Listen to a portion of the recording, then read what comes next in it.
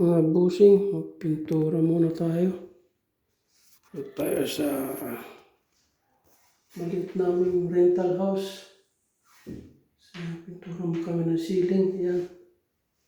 Right, ski.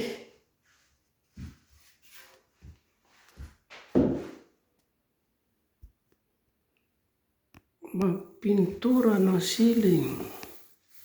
Yeah.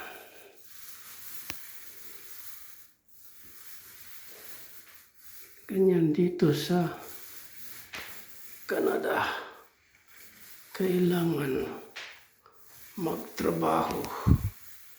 Right, ski. Ayan. Tapos na itong kwarto. Ito naman sa kabila. Susunod ko na isang kwarto doon. Okay. Right, ski. Cutting na lang. Tapos na yan lahat, oh. Right, ski. Yan yung kwarto. Nalis ko muna yung mattress. Binilit ko doon. Mayroong table. Tsaka may mattress. Mayroong closet. Ito yung closet to.